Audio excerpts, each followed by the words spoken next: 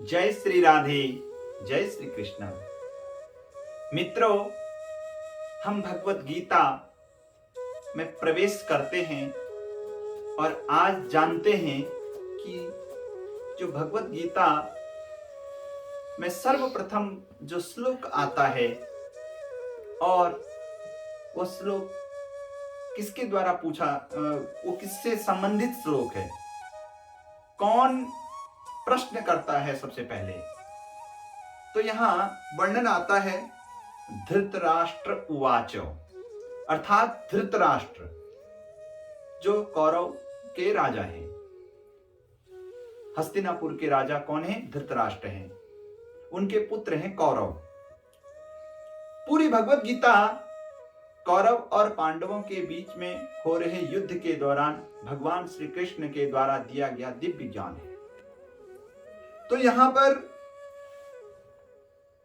धृतराष्ट्र की अंदर जिज्ञासा पैदा होती है कि मैं उस युद्ध को देखूं, पर धृतराष्ट्र अंधे हैं, आंख नहीं है। इन आंखों से धृतराष्ट्र कुछ नहीं देख सकते हैं। और धर्म क्षेत्र कुरुक्षेत्र अर्थात जहां जिस स्थान पर वह युद्ध हो रहा है, उस स्थान से कहीं दूर जाकर के हस्तिनापुर में धृतराष्ट्र बैठे हुए हैं। तो धृतराष्ट्र किसका सहारा लेते हैं? वे लेते हैं अपने जो उनके प्रिय हैं, उनके अनन्य सेवक हैं संजय। संजय को दिव्य दृष्टि प्राप्त है, संजय का सहारा लेते हैं। संजय से पूछते हैं, क्या पूछते हैं? धृतराष्ट्र उवाचो धर्म क्षेत्रे कुरुक्षेत्रे संवेता युयुत्सवः मामका पांडवस्यैव किम कुरुवत् संजय।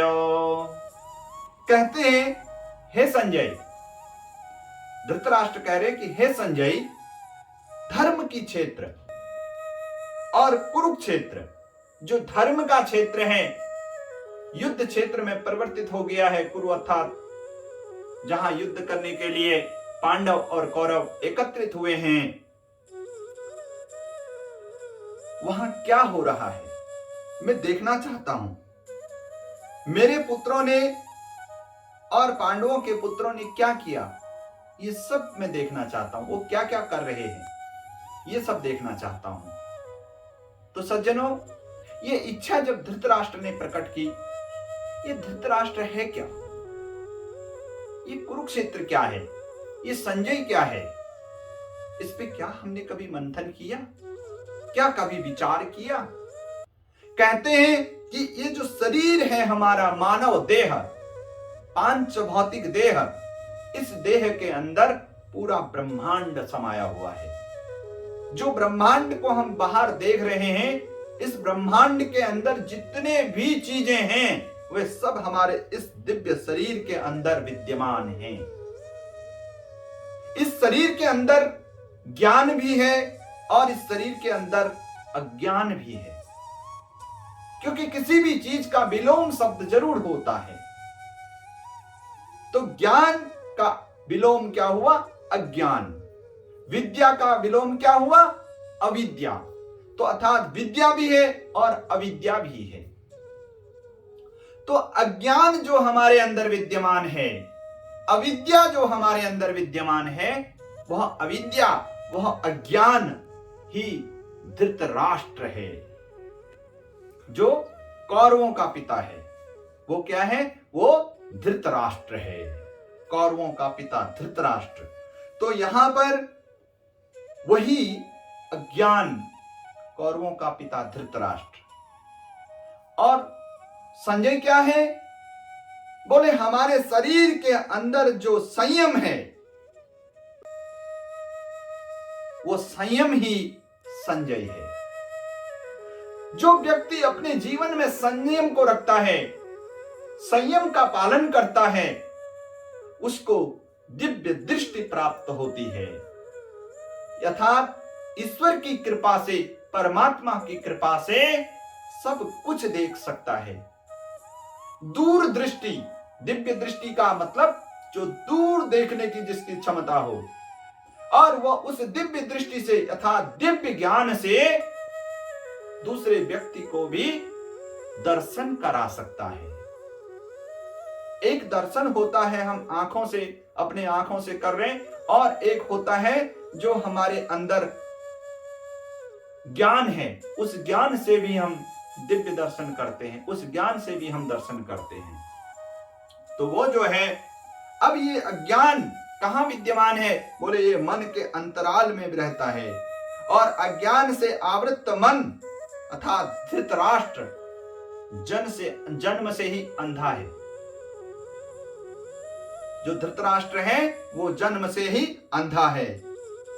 और कहते हैं कि संयम रूपी जो संजय है उसके माध्यम से वह देखता है कुरुक्षेत्र, धर्म क्षेत्र कुरुक्षेत्र में मेरे और पांडवों के पुत्रों के बीच में क्या हो रहा है, वे क्या कर रहे हैं, यह अज्ञान संयम के माध्यम से देखता है। तो कहते हैं ये शरीर जो है, जो हमारा पूरा शरीर है, जब हृदय देश में दैवी संपत्तियों का बाहुल्य होता है तो यह शरीर ही धर्म क्षेत्र बन जाता है। जब इसके अंदर दैविक शक्तियां आ जाती हैं, सद्विचार आते हैं, सद्गुण आते हैं, सद्भावनाएं हमारे अंदर प्रकट होती हैं, तब जाकर के यह धर्म क्षेत्र बन जाता है।